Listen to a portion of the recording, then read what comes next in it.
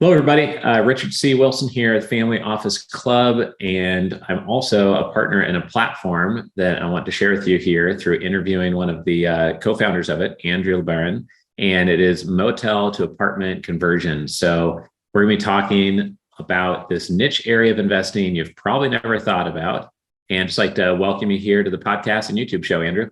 Hey, thank you, Richard. Glad to be here. Yeah. So can you tell us a little bit about your background, the experience you have in home flipping, and then how that morphed into, flipping ugly motels into kind of workforce housing assets? Yeah, so history is over 150 flips on my own accord. That ranges from single family to small multifamily, fourplex, eightplex, 16 units.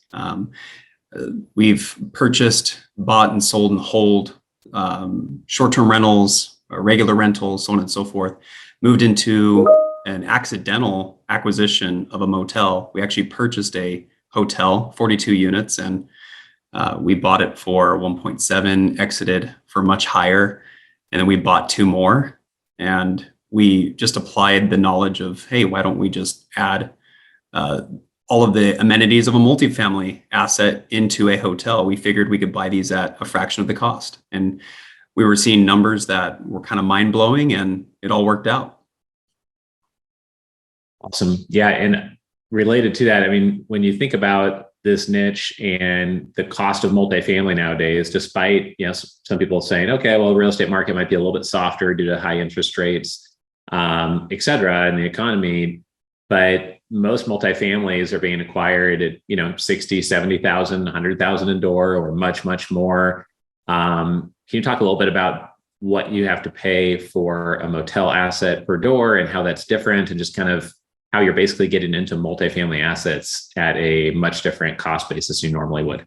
Yeah, so we have actually a couple deals right now we're about to ink in the Houston market, and we're acquiring them from anywhere from $40,000 to $60,000 a door, in a market where those same units should go for 120 to 140,000 a door.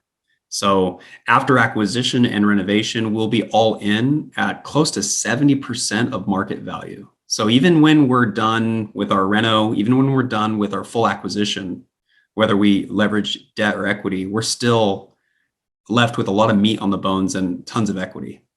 Awesome. Yeah. So one of the reasons I was attracted to working with Andrew and Jacob, the other co-founder, is one, they both happen to be Eagle Scouts, and I'm an Eagle Scout as well. And we had just a values focused way of doing business. And Andrew and Jacob both have a deep work ethic, which is not always the case with people you meet in our investor club or businesses as unusual. And what I found over time is that there's 1,000 people syndicating multifamily deals, and I had never heard of someone not converting big hotels, but ugly mid-sized motels into multifamily workforce housing apartments, essentially. So the unique aspect of who they are as people, but also the unique aspect of this niche, were a couple of things that just stood out to me right away, made me lean forward and want to get to know them. I also wanted to talk about a little bit the speed of return on capital. If you could relate this to buying cash flowing multifamily or developing ground up multifamily, what's kind of like the typical hold period, or the amount of time capital might be locked up in any one single deal? Yeah, so the great question. It does vary per project. For example, we have one project right now we're about to acquire, which is a 2008 build, and each unit has a kitchen. It's clean. It's ready to go. It's actually under a franchise, and I can't disclose which franchise it is right now, but once we get that taken care of, I can.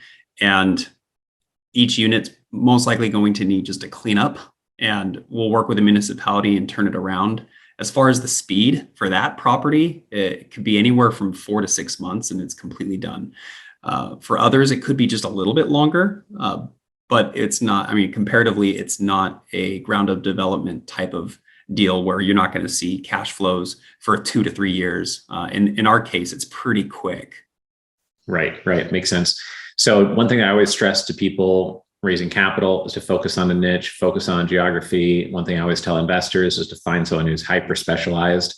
And you guys are acquiring ugly motels, and right now I'm focused in Texas in doing so. So it checks a couple of those boxes. You've had success acquiring some assets to date. Are there any other things that have led to your success or reasons why you think investors have come in that would be kind of educational to share with others? Because most people listening to this are not going to be familiar with the acquisition of motels and then converting them to a different asset class, which is multifamily or apartments. What else do you think is important to mention for those listening for the first time on this topic? Great question. So for investors listening, we actually partner with advisors who've done 20 to 30 plus same style conversions like we're attacking. And although we're not as seasoned as they might be, we are seasoned equally because they're a part of our team. So, working with us, we have a conglomerate of, 20, 30, 40 plus deals under our belt already. I think leaning on those who have already blazed the trail is extremely important in this game, especially with a newer niche like hospitality conversions into multifamily. We work closely with municipalities, we work closely with cities, and we have a very long due diligence period where we ensure that the deal pencils without risking any investor capital. Right. The other thing I've noticed is that each of the deals that we do are seller financing. And that greatly helps with the ROI, with the returns, with taking complications out of the banks messing up the deal at the last minute. Oftentimes a seller financing document is 3 to 7, maybe at most 10 or 12 pages. And a bank lending doc is 180 pages of different ways they can pull the loan, call the loan, you broke a covenant, or X, Y, and Z could happen. And now the bank's going to do this to the loan. So the simplicity, the speed, the less risk of the deal getting blown up are all different things. The return on capital are all different things I love about seller financing. That's what we try to do within all deals we do, whether it's motels or otherwise. Where can people go if they have a motel they're sitting on that they'd like to convert with you as a joint venture? Where can people go to learn more and, text message you or email you in case they would want to work together on one of these opportunities of converting a motel with our team? Yeah, so you could reach us at motelstoapartments.com. You just scroll down to the bottom, book a time with us. You can chat with us, motelstoapartments.com, or you could just give us an email, info@motelstoapartments.com, and we'd love to chat. Great. And then what about a text message? We can give them your phone number or my phone number, or what do you think is best for that as well? Yeah, you can text me directly, actually, 480-980-9022. Awesome. Yeah, I know a lot of our investors are on the move and love to get texts instead of emails for important stuff they don't want to miss. So great. Well, appreciate you being on here. I know we could speak for an hour or two, but this is just meant to be like a quick intro so people are aware about this niche strategy. I know some of them have met you at our Family Office Club Investor Summits, and we're actually going to do a fireside chat on the structuring of creative real estate deals, seller financing deals, and just different investment deal structures that are possible at our Dallas event coming up on the 29th of June. We're having an investment mastermind there, and Andrew's going to be in front of the room doing a fireside chat with me there. So hope to see many of you there, and thank you for your time here today, Andrew. Thank you.